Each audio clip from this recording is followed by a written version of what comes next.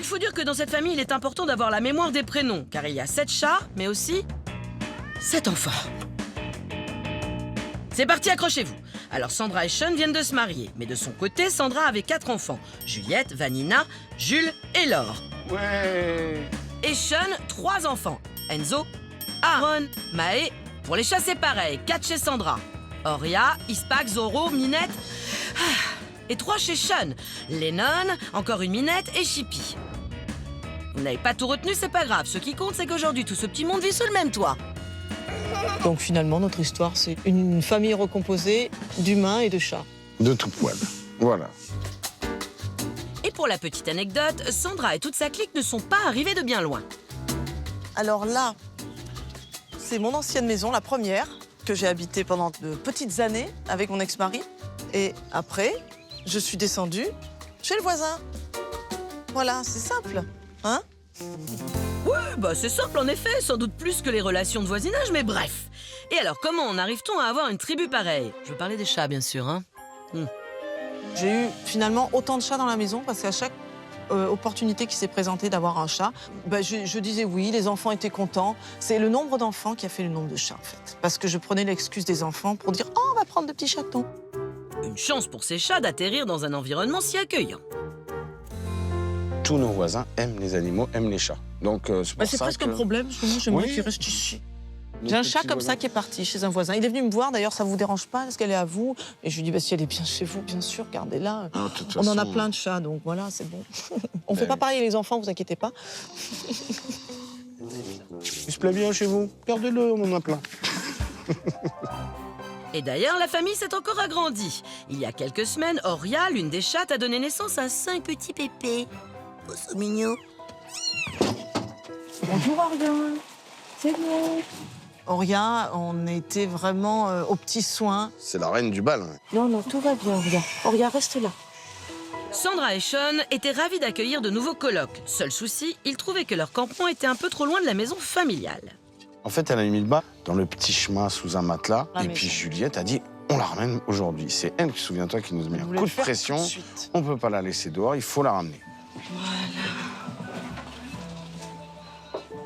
Les voilà donc partis. À seulement 3 jours, la portée a été délocalisée dans la chambre de Juliette, l'adolescente de la maison, âgée de 14 ans.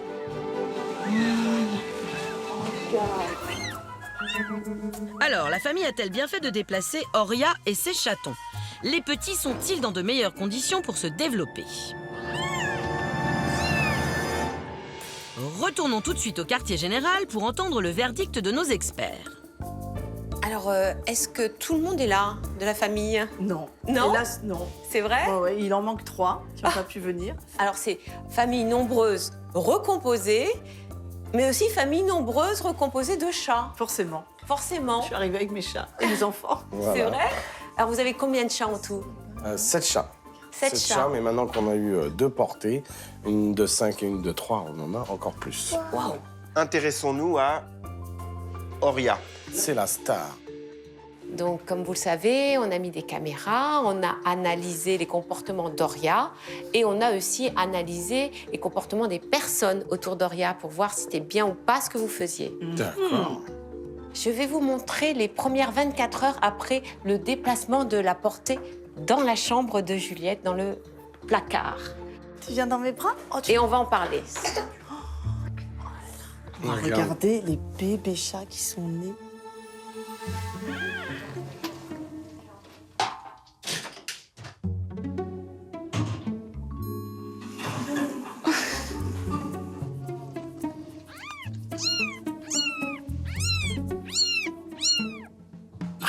Excellent.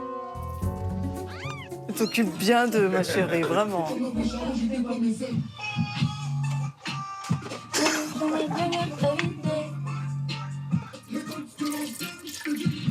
Tu t'amuses bien, hein?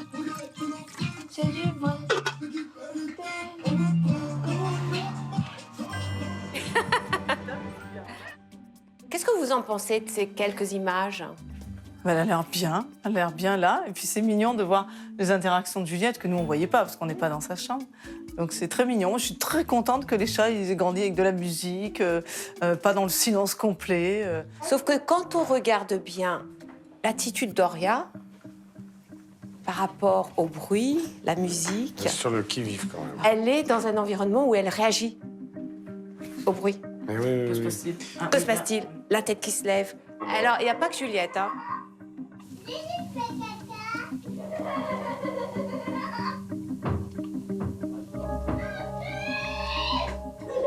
Alors, vous allez me dire, les petits sont sourds jusqu'à 5 jours.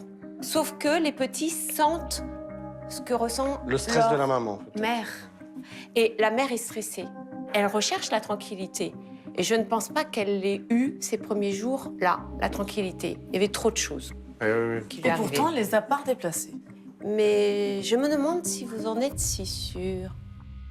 Regardez, regardez, dites-moi ce que vous en pensez.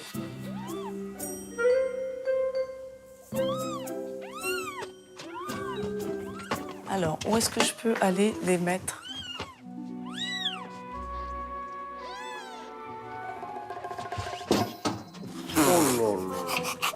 Pardon. Sac de couchage, ça pourrait être pire. Heureusement, franchement. c'était pas des haltères. Alors, a-t-on bien fait ou pas? Alors, vous avez bien fait et mal fait.